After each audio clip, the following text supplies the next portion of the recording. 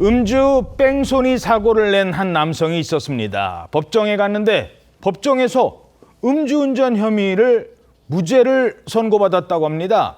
그런데 무죄가 나온 이유가 술을 마신 게 아니라 술에 들어간 음식을, 그러니까 술이 들어간 음식을 먹은 것뿐이다. 이렇게 주장을 했대요. 그런데 이게 경찰 수사가 뭔가 문제가 있어서 나중에 진짜로 무죄를 받았답니다. 이 보도가 나오면서 논란이 되고 있는데 이 남자가 뭘 먹었을까요? 거기다가 술을 넣으면 괜찮은 걸까요? 자, 요즘처럼 추운 날씨에 생각나는 이런 음식이었습니다. 머리 이게 이제 아침에 구하면 뼈에서 우러나가고 요 국물 있지. 머리 그거 삶으면 그게 최고 국물. 원래 나는 할 때부터 이거를 봐.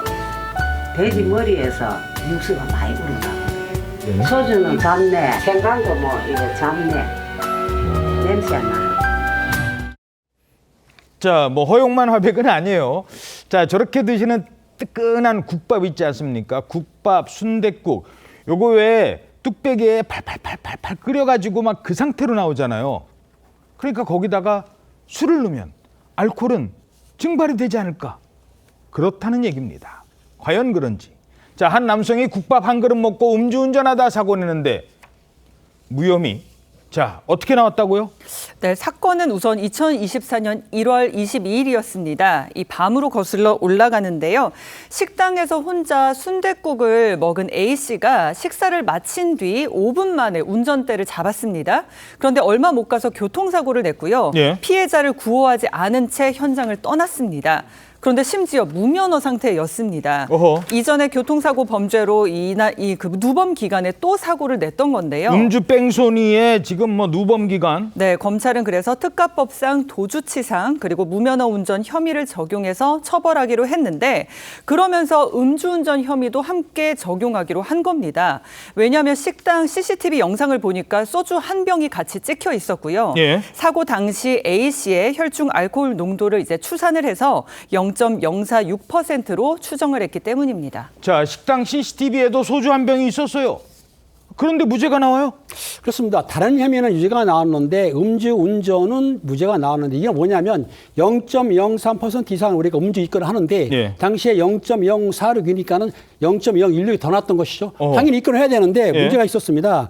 그 한 언론에 따르면 이 운전자가 국밥집에 갔는데 그 돼지고기가 있었던 것 같아요. 그 돼지고기 잡내를 없애려고 그 국밥에다 소주를 부었고 그 국밥을 먹었기 때문에 술을 먹은 게 아니다 이렇게 주장을 했습니다. 예. 그러니까 재판부도 뭐라고 했냐면 알코올의 기하점이 78도라고 합니다. 그런데 순댓국은 80도에서 90도니까 그 순댓국에다가 소주를 부었으면은 그 알코올이 기하됐을 거 아니냐. 많이. 그렇기 때문에 재판부가 그렇게 판단을 했다고 적용하고 있는데 한마디로 무슨 말이냐.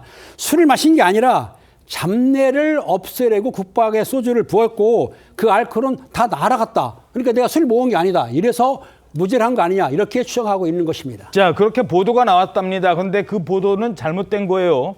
일단 펄펄 끓는 순댓국에다가 소주를 넣으면 소주 알코올의 기화점이 78도니까 날아갈까요?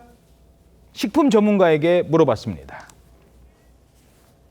알코올이 휘발돼 날아가면서 비린내를 같이 갖고 나가거든요. 또 온도와 조건에 따라 차이는 있겠지만 처음에 돼지국밥의 온도에 따라서 온도가 높으면 높을수록 손실률은 더 클 거라고 예상이 됩니다.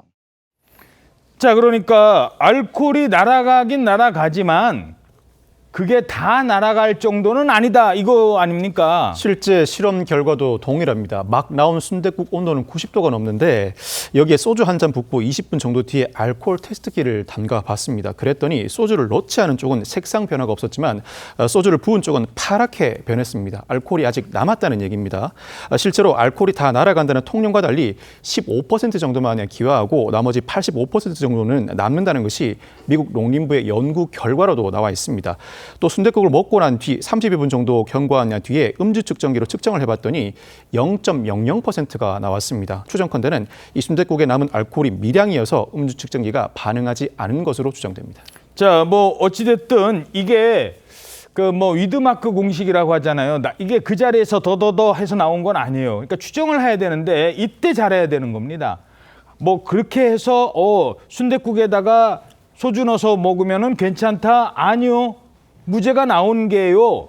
왜 문제가 나온 겁니까? 네, 이 SBS 보도에 따르면요, 이 사건 판결문을 확인해 봤더니 이 해당 운전자는 순댓국에 부은 소주 말고도 소주를 맥주잔에 따라서 더 마신 걸로 확인이 됐습니다. 또 마셨네. 네, 특히 소주를 순댓국에 부어 먹어서 무죄가 났다는 보도 내용과는 달리 수사기관이 A씨의 혈중 알코올 농도를 추정하는 과정에서 위드마크 공식을 잘못 적용한 것이 무죄의 핵심 근거가 된 것으로 확인이 됐습니다.